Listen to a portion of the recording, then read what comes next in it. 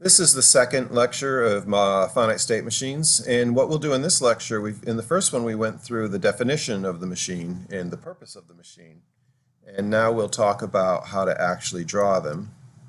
So the standard format for this is to draw the states using circles, and you put the name of the state inside the circle. So we normally, capital Q is the set of all states, so I often use lowercase q. With a subscript for the actual individual states. Other authors will use capital S for the set of states and lowercase s for the state itself. So a normal state, nothing unusual about it. It's just a circle with the name inside of it. Generally, it's Q with the subscript number. We need exactly one start state in the finite state machine, and so that's typically shown using this duck beak, using the greater than sign. Some authors will use an arrow. Final states are depicted as double circles. These are the accepting states. So if we stop processing and we're in a circle that's a double circle, then the string is accepted. Otherwise, it's rejected. And the transitions are represented using an arrow from one state to another with the name of the symbol that caused the transition. So for example, if we want to have a language, we're going to let, by the way, the alphabet be A, B for all these examples. If we want the language to be all strings having one or more A,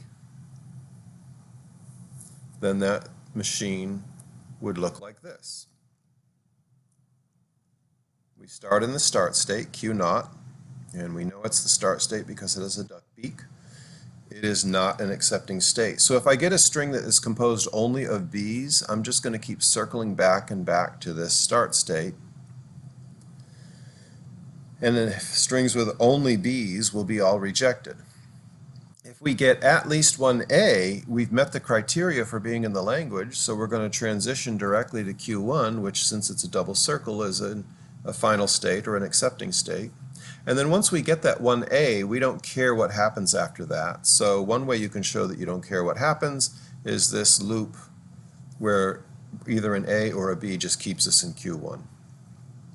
That's the graphical representation of the machine. Now, how do I recommend that you draw these? What I recommend you do is start asking yourself, what is the shortest string in the language? Kind of like you did with grammars. What's the shortest string in the language? And draw the machine for that. And then say, okay, what's the next shortest string? What's the next shortest string? And draw the machine for that. And then ask yourself, when you're done with that, what are the strings that are not in the language? And start drawing ways to never accept that string. We're going to develop what I call a trash state, a garbage state. Once the string doesn't meet the criteria, you just throw it in the garbage and it can never get out. One thing to note, the name of this is a finite state machine, but another name is a deterministic finite automata. And deterministic means that you always know exactly what to do in each situation, and you only have one choice in every situation. And every situation means what? Well, what state are you in and what symbol are you processing? That describes all possible situations. What state are you in? What is the symbol that you're processing? In order to make the finite state machine complete, since we have an alphabet of A and B, every single state has to tell us what to do if we get an A. Every single state has to tell us what to do if we get a B. So if you notice here on Q0, I have something to do for an A, something to do for a B. Over in Q1, I have something to do for an A and something to do for a B. That's a quick check you can make on your machines to make sure they're complete. If you don't have exactly one thing to do for A and B on every state, then your machine is not complete. Nor can you have two things to do. You can't have two separate arrows labeled A going to two separate states, because that's no longer deterministic. If we go back to how the machine was defined, formally it was defined with Q, sigma, Q0, F, and delta, and I've written these out to the side. Once you draw the machine, getting these is trivial. It's just transliteration of the graphical form into the set form. So the states, the set of states, capital Q, are Q0 and Q1. The alphabet is AB. Q0 is Q0. The set of final states is Q1. So the set of final states has curly brackets around it because it's a set. That's a common mistake that students make, is not to put the curly brackets there. I'll ding you a point for that when grading. So make sure you make those those as sets. And then the delta function, the transition function, is described tabularly. So we have a table with every possible state, Q0 and Q1, a table with every possible member of the alphabet, and then we'll tell you what to do. If you're in Q1 and you get an A, if you're in Q0 and you get an A, go to Q1. If you're in Q0 and you're processing a B, go to Q0. If you're in Q1 and you're processing an A, go to Q1. If you're in Q1 and you're processing a B, go to Q1. So the transition function tells you how the transitions occur. If you wanted to process a string, let's process the string BBAB. The string BBAB, well, the first B, here we are in Q0, the first B keeps us in Q0, the second B keeps us in Q0, the A transitions us to Q1, and the third B keeps us in Q1. All strings that start with two A's. That machine would look like this. I start in Q0, and in order to be accepted, I have to start with two A's. So what's the smallest string? AA. So let's see, I get my first A, and I go to Q1. I get my second A. Now I've met the criteria for the language, so I'm in Q2. If the string starts with a B, I'm going to go to a garbage state, because if it starts with a B, I can never accept it. Right? The string has to start with two A's. If it starts with a B, I know it's never going to get accepted. So I'm going to put it in this garbage state. Notice this is a non-accepting state, and you can't get out. So it traps the string in there. So if it starts with a B, we'll go directly to Q3, and no matter what happens after that, by the time we're done processing the string, we will be in a non-accepting state, and we will reject the string. If the second symbol is a B, first symbol is an A, I go from Q0 to Q1. Second symbol is a B, that violates the rules, so I go to the trash state. But if I start with two A's, I go from Q0 to Q1, Q1 to Q2. I've got two A's at the beginning of my string. I've met the criteria. No matter what happens after that, I'm going to accept that string. So I do this trick where I just stay in Q2 no matter what.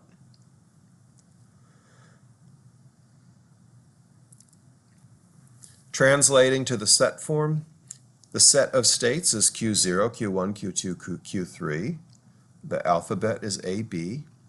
Q0 is Q0. The set of final states only has one state in it, Q2. And then the transition function does this. Now I'm dropping all the Q's because I'm lazy. So this is Q0, Q1, Q2, Q3.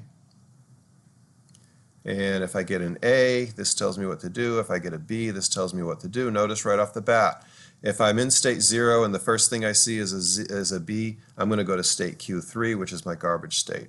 If I'm in state 1 and I get a B, I'm going to go to state 3, which is my garbage state.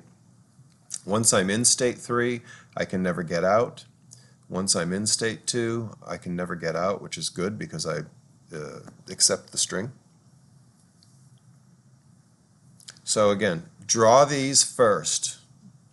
Draw the machine first. Once you have the machine drawn and you've convinced yourself that it accepts every string in the language and it rejects every string not in the language, then you can easily create this form. And I'll ask for both in assignments. Usually what happens is students will create machines that accept all the strings in the language, but then they also will accept some strings not in the language. So you have to be careful about that. And yes, it can be a little bit tricky to convince yourself that you've got it all. Language 3, all strings that have an even numbers of B's, including lambda. Now this time we're including the empty string. So if we're including the empty string, the start state is actually an accepting state because the empty string, if we start in Q0 and we process the empty string, there are no transitions.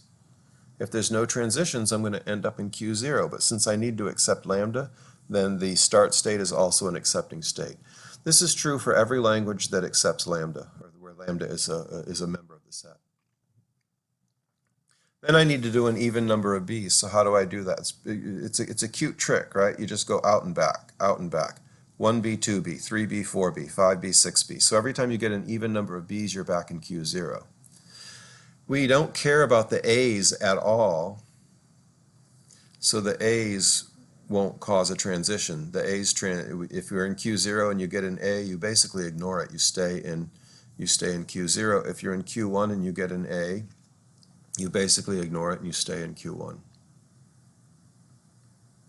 And now once you have that drawing, you can create this in a straightforward way. All strings where no two a's are adjacent, including lambda. Now, including lambda right off the bat, what's that going to tell you? What about Q0? Is it an accepting state or not?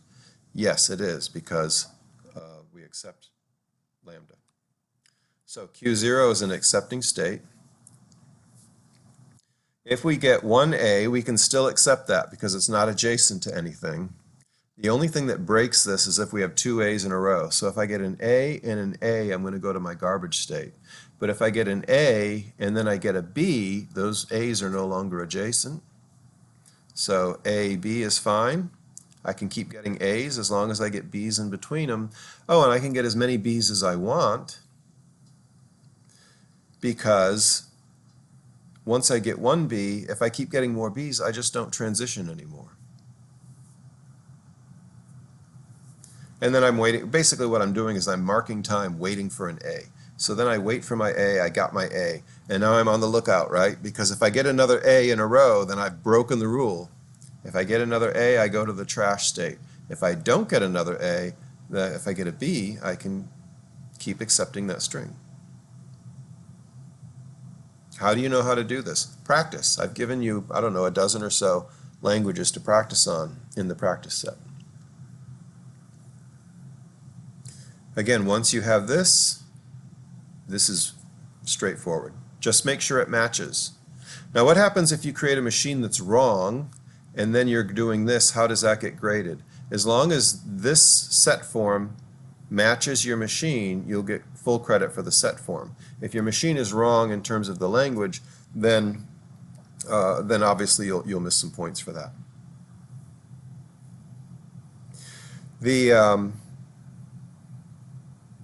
Are there more than one correct machine? Yes, there's, as you might suspect, an infinite number of correct machines, most of which are really, really bulky. But yes, there is more than one correct machine for these languages. Okay, all strings with at least 3 b's, same trick, right? I'm going to look, every time I get a b, I'm going to transition towards the final state. Once I count to 3, then I'm going to be in the final state, and I'm going to ignore what comes next. And again, how do you build these machines? Start with the smallest string. What's the smallest string? B, B, B. So if I build this machine with the smallest string, B, B, B, I start at Q0, B transitions, B transitions, B transitions, and now I'm in the final state and I stay there forever. Then I ask myself, okay, what about other strings? Longer strings. Well, you can just keep adding b's, and as you can see, you stay in Q3, so that's fine. Okay, now let's worry about where the b's aren't next to each other, where the b's are either preceded by a's or have a's interrupting them. Well, if you're preceded by a's, you just hang out in Q0 waiting for the first b. Once you get your first b, if you start getting some a's, you hang out in Q1 waiting for the next b. And once you get the second b, if you're getting more a's, you hang out in Q2 waiting for the third b. Once you get that third one, you're good to go. Practice these on your own. Practice the ones that I gave you on your own. Here's BB star, AA, BB star. So they start to get a little bit more complicated. It's finite. Now you might have finite state machines with 1,000 states. I won't ask you to draw those by hand, but if you're using software, you might have 1,000 states. It's still finite. It still works. You can define some fairly complex systems with this.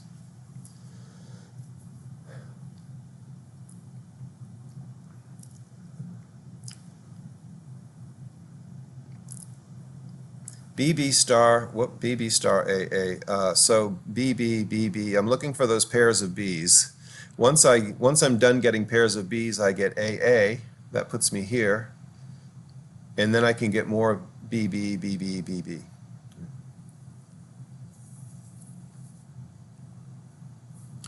If you interrupt that rule, the double A's have to occur.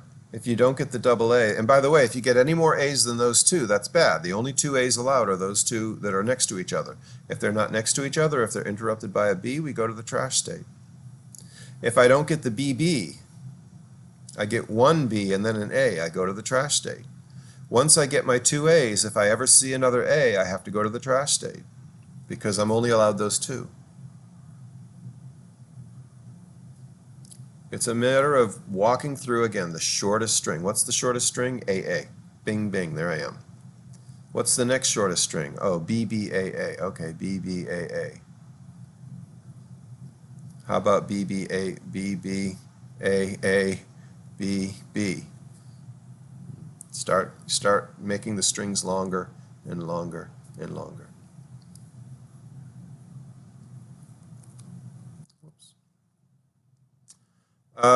Here's an incorrect one. BB star AA BB. Now why is this incorrect? This thing requires at least one BB ahead of time. So it does meet all of the strings that are in here. Let's see, there's a couple ways this is wrong, right? First, it requires that you have that initial BB before you get the AA, and that's not what the clean star says. The clean star says 0 or more, so I don't have to have any BBs in the front. So that's a problem. And then once you get your two A's, we're going to keep accepting A's. That's a problem. So there's at least two ways this is wrong. It also, by the way,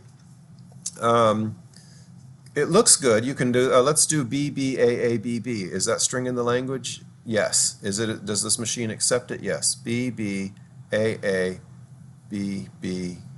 Oh, wait a minute. That should be accepted, number one. And number two, look at what can happen. We can have another pair of AAs, which is not allowed by the language. This machine will accept BBAABBAA. BBAABBAA. That string is not in the language. So this is just an example of different ways you can get the wrong result here. Check this. Let's see, is it complete? Does it have an A and a B for every state? Q0 has an A and a B. Q1 only has a B. So it's an incomplete machine in addition to being a machine that does not match the language. Q4 has both an A and a B. Okay, this is the only one that doesn't have an A and a B, but it's an incomplete machine. We need to have exactly one thing to do in every state for every symbol of the alphabet. Okay, let L be the strings exactly one A in the string, which is at the beginning and is followed by at least one B, or exactly one B in the string. So it's A, B plus, or B, A plus. How do you handle these or situations? It's pretty straightforward. Right from the start state, you basically create two separate finite state machines. One is where the string starts with an A, followed by at least one B. And the other is where the string starts with a B followed by at least one A. So you see this branching here? The top two states are the A, B plus strings, and the bottom are the B, A plus strings. And anything that doesn't match either of that goes right to the garbage state. So how do you handle an OR? You're basically going to branch this out into two separate machines, two separate mini machines. Notice this has two accepting states. So when we look at the set form, the set of states are just all the states that you drew. The alphabet is A, B, Q naught is Q naught, but look at F. It really is a set, right? It's got more than one state in it. Okay, let me say a word about the transition function before we leave the topic. I'm using the term functions loosely initially, and we're going to tighten that up. We're going to use it formally in a minute. But all functions are defined by their input and their output, and actually they create a relation between the input set and the output set. And if you remember from CS332, we talked about relations, and we talked about relations that weren't functions and relations that are functions. The transition function takes a symbol as input, a symbol and a state is the input, and then its output is a new state. So formally, this is what the delta function is. The delta function takes a symbol and a state as input, and it outputs a new state. So it takes in symbol and q sub I, and it gives you back a state q sub j. Q sub I and q sub j might be the same state. We've seen that, right? We've seen that where you loop to the same state. So for example, delta A Q4 is equal to Q4.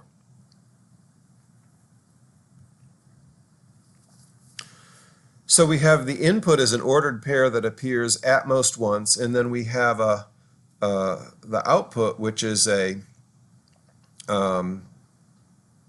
single state. And now we can say this is a function in the formal sense. It's a function in that it meets the definitions of the function that we used in CS332. A function has to be where every input item appears at most once, and that's true. Every ordered pair q sub I appears at most once. And to be a complete function, meaning it's defined everywhere, every possible input has to be defined, and we've said that's true. Every one of your circles has to have something to do on A and something to do on B, so every one of your states has something to do with every element in the alphabet, which means every possible ordered pair of element and state in the machine will appear exactly once. So this is a complete function. It's not just a relation, it's an honest-to-gosh true function. That's what makes it deterministic. True function, you only have one possible output for each possible input. And each possible input-output pair is defined. So it is a true function. Now, we've been processing strings, but formally we've only defined the transition function on a single symbol and a state. So formally, I've got a problem in the sense that I can process symbols, but I don't know how to process strings, even though we've been doing it. The formal definition is this. The delta function as input takes a symbol and a state, and it produces a state. Now, since that's defined at the symbol level, how do we process strings? We use recursion. So delta, no symbol, q state, no transition. So that tells us if there's no symbol that is input, you just don't make a transition. That's going to tell us when we're done with the string, where there's no more symbols left, stop transitioning. And then for a single symbol, it's the old definition that we've had. Transition function is defined on a symbol and a state, and it provides a state. And now let's replace this symbol with a string. We simply do this. We'll say the string is composed of its first symbol followed by the rest of the string. So I'm going to let u equal a u prime. A is the first symbol in the string. It's a variable. It's not literally a. It's the variable. So it's a followed by the rest of the string, u prime. And then we say, to process a string, the delta function operating on a string with a state is going to be the delta function operating on that string replaced with the first symbol u prime with that state. And now what does that mean? Recursively it means, process the rest of the string based on the transition that you get when you use the first symbol in q sub I. Remember, what does this function return? It returns a state. So I'm going to return that state. When I return that state, now I have delta u prime qj. So basically, we recursively say, just in natural language form, in order to process a string, the delta function still works. In order to process the string, we just process the first symbol, and then process the rest of the string. This allows us to set up a really concise acceptance criteria.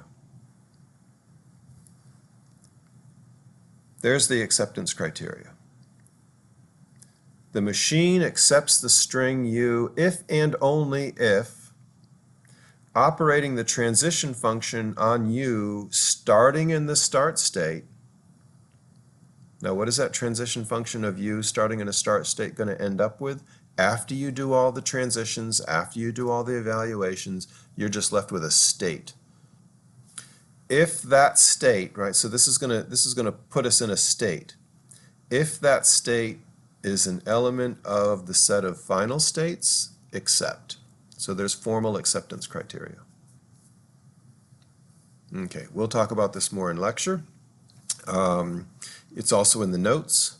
So if you have any questions about that, then by all means ask it.